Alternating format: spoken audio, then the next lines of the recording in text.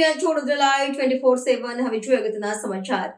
જનજાતીય ગૌરવ વર્ષ અંતર્ગત ઉચ્છલ તાલુકાના બડગુંજા ખાતે ગૌરવ રથનું ભવ્ય સ્વાગત.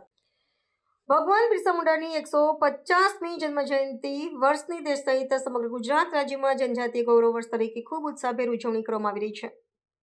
રાષ્ટ્ર નિર્માણમાં જનજાતીય સમાજના ગૌરવપૂર્ણ યોગદાનને જન જન સુધી પહોંચાડવાના ઉદ્દેશ્ય સાથે વલસાડના ઉમરગામ ખાતેથી નીકળેલી જનજાતીય ગૌરવ રથયાત્રા ઉચ્છલના બડગુંજા ગામે આવી પહોંચી હતી.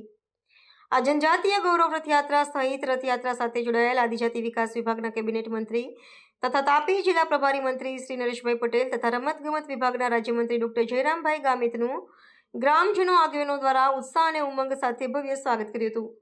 ઉપસ્થિત મહાનુભાવોએ પ્રાસંગિક ઉદ્બોધનમાં ભગવાન બિરસા મુંડાજીની આઝાદી માટેના બલિદાન અંગે તેમજ રાજ્ય અને કેન્દ્ર સરકાર દ્વારા આદિવાસી સમાજ માટે અમલિત વિવિધ યોજનાઓ અંગે માહિતી આપી હતી.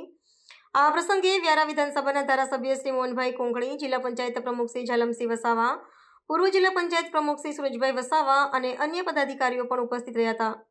કાર્યક્રમ પૂર્ણ થયે રથયાત્રાને આગળના મુકામે જવા પ્રસ્થાન કરાવી હતી.